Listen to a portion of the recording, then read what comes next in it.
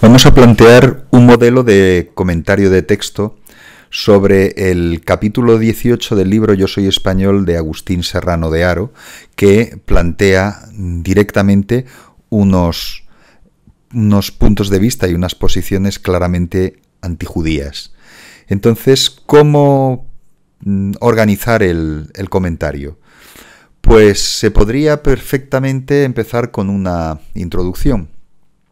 En esa introducción, probablemente un camino sería basarnos en estos dos conceptos que son claves a la hora de enfrentarnos a ese capítulo 18, que es ¿qué sería el religiocentrismo?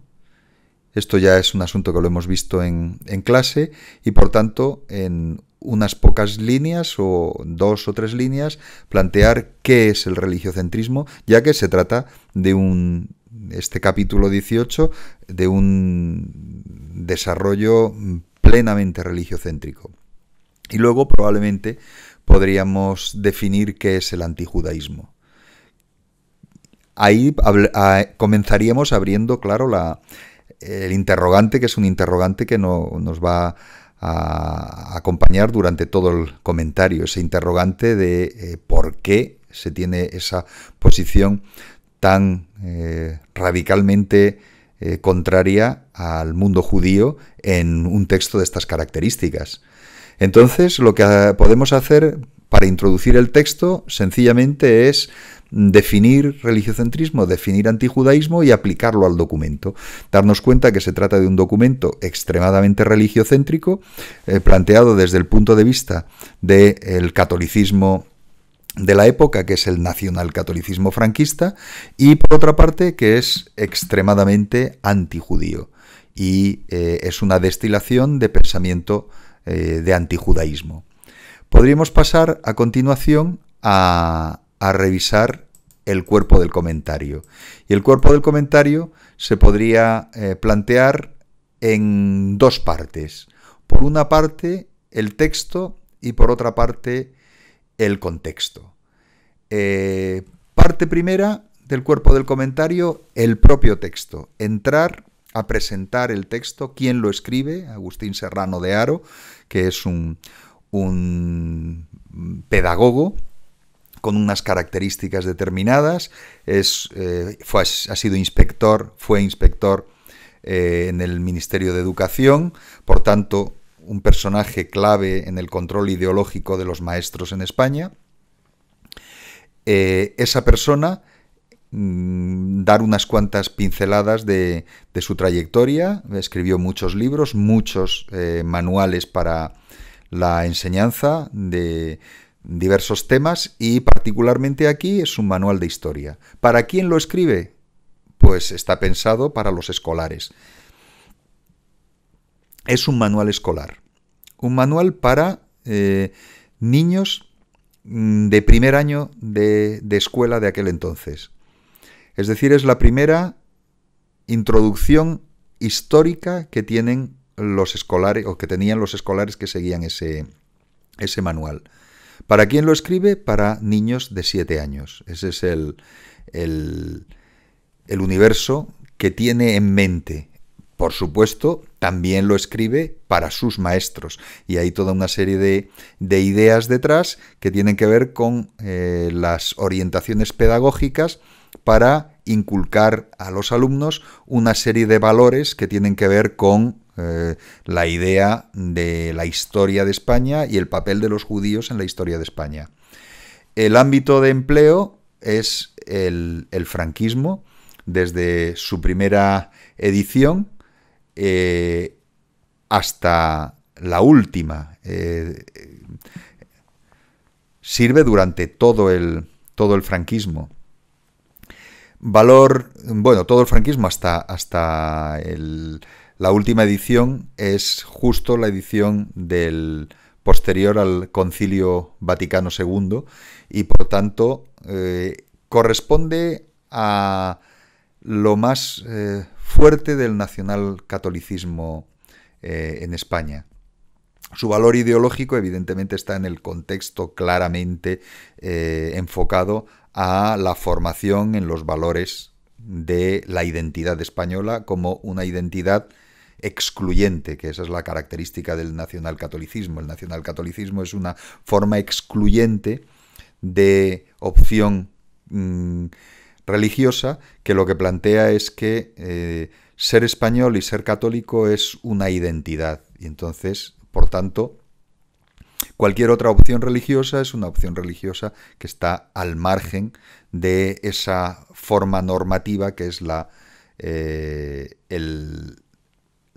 forma normativa que sería el catolicismo tal y como se veía en esa época.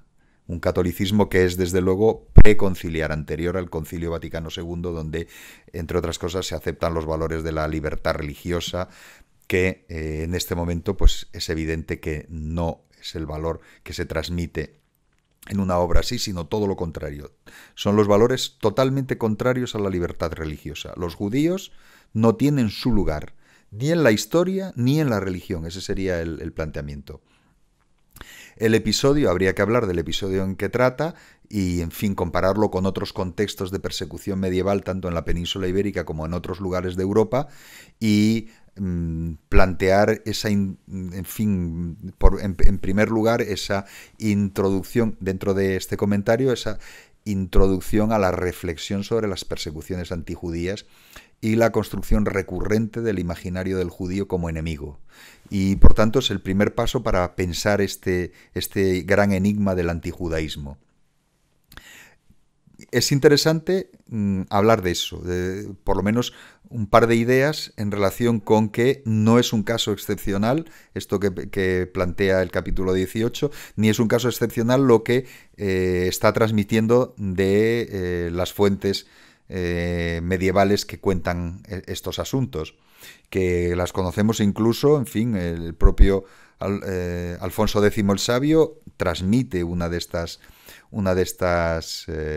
narraciones de los judíos que torturan o que matan a niños cristianos. Ese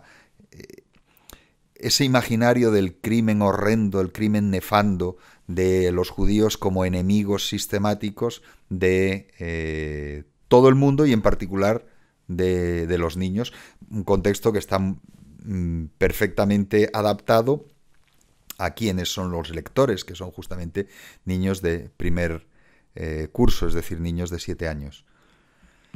Hay que delimitar entonces la finalidad del texto, introducir la enseñanza de la historia en este contexto ideológico en el que se produce este libro, la enseñanza de la historia como base primera del endoctrinamiento nacional, que se utilizaba el pasado como elemento de conformar la ideología presente.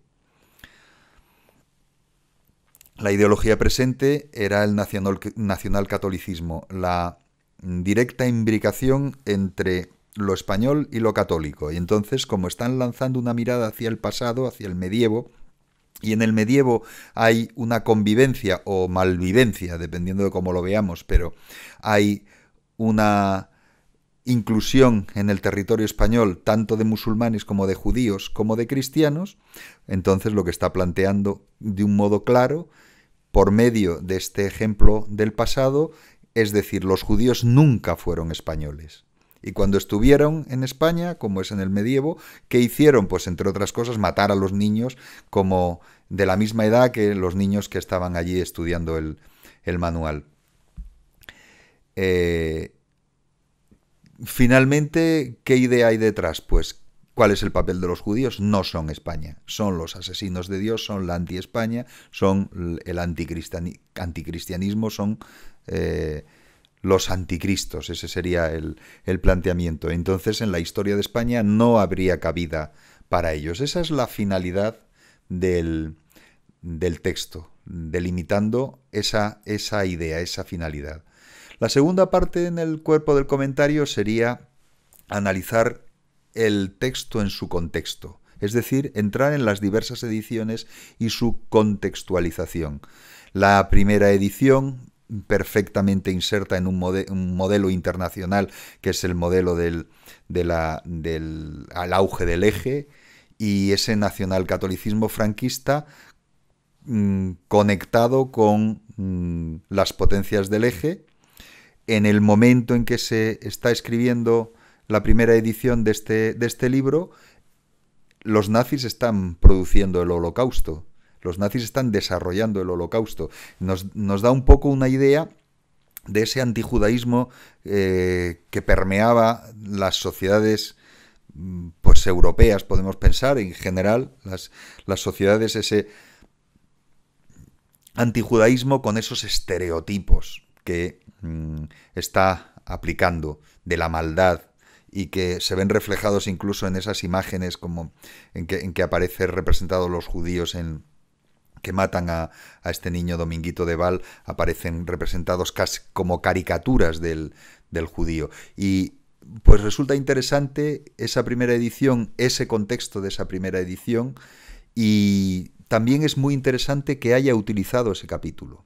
Es decir, que para su capítulo 18, para hablar de los judíos en el medievo español, se haya optado por referirse a ese asunto específico, no a grandes pensadores judíos como Maimónides, nacidos en la península ibérica, no, opta por las cosas más truculentas, podríamos decir, y nos hace que resurja esos estereotipos, ese imaginario de la estigmatización judía. Está refiriéndose a viejas ideas medievales de narraciones que podríamos llamar directamente fake news, ¿no?, medievales, y las presentiza de nuevo y las hace de nuevo surgir en la formación de estos pequeños escolares.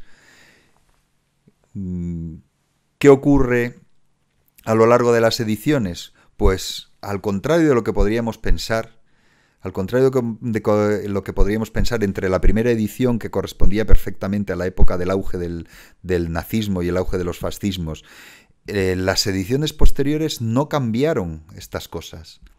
Y durante años y años y años y decenios se mantuvieron las ediciones con los textos más o menos sin cambios.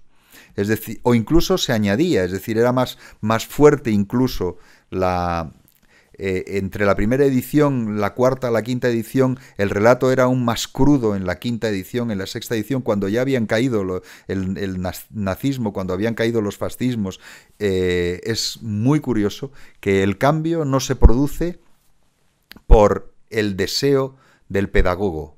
El cambio no se produce tampoco por un contexto político español como tal, sino que el cambio que se va matizando en las ediciones de los primeros años 60 y luego ya desaparece el episodio en la última edición.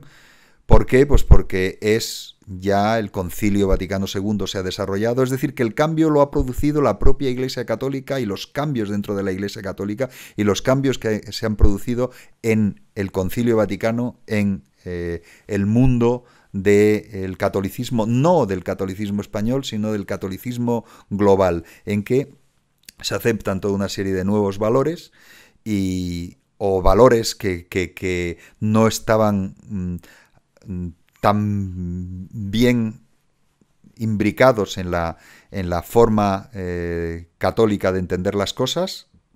A partir del Concilio Vaticano II se incluyen una serie de nuevas ideas. Las nuevas ideas que permean son el apoyo a la defensa de la libertad religiosa, y en este asunto específicamente todo lo que tiene que ver con el diálogo interreligioso.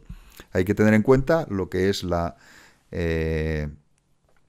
Declaración Nostra Aetate del Concilio Vaticano II, en la cual se abre al diálogo interreligioso con las otras religiones que no son cristianas, con el Islam, con el budismo, con el hinduismo y con el judaísmo. Y una de las cosas que plantea la declaración esta, que es una declaración conciliar del Concilio Vaticano II, una de las cosas que plantea es que no se pueden enseñar este tipo de asuntos.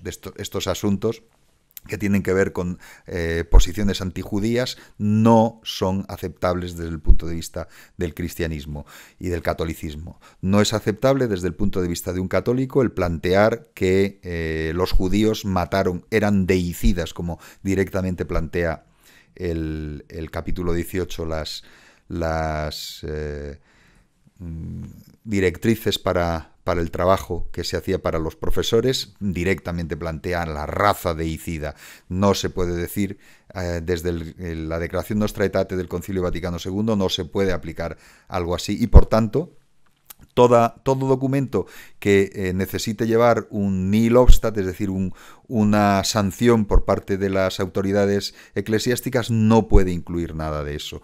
Y como estos manuales de historia llevaban el nihil obstat, llevaban la sanción religiosa, la sanción de las autoridades religiosas, pues a partir de cierto momento tuvo que quitar Serrano de Haro este capítulo 18, que era inaceptable para el catolicismo que existía ya en ese momento. La razón básica de los cambios en las ediciones últimas del libro es el Concilio Vaticano II y las decisiones conciliares. No es, desde luego, ni un asunto de carácter pedagógico, ni un asunto de carácter pedagógico-político en relación con el mundo español. Proviene de fuera. ¿Y cuál sería la conclusión que se podría desarrollar? Pues podríamos ubicar el libro en un debate, que es el debate que se estaba desarrollando en los momentos en los cuales Serrano de Haro escribe su capítulo. Es el debate sobre el que se llamó Ser de España. ¿Qué es España? ¿O en qué se caracteriza? ¿Qué es lo que caracteriza lo español, el ser de España? Es como lo planteaban. Pues dependía de los puntos de vista, y había dos líneas que detrás del planteamiento de Serrano de Haro está la opción por una respecto de la otra. Una era el modelo que defendía Américo Castro, y que ya lo desarrolló en su libro Lo hispánico y el erasmismo de 1940 a 1942, es decir, de la época en que está Serrano de Haro haciendo su manual. Luego, más adelante, lo desarrollará en su libro España en su historia de 1948, que finalmente tendrá ese título por el que es más conocida, La realidad histórica de España. Américo Castro, ¿qué es lo que defiende? Pues que lo español se basa en tres grandes elementos, lo que construye el ser de lo español. Lo cristiano por una parte, y luego lo sefardí y lo andalusí. Cristianismo, sefardismo y andalusismo.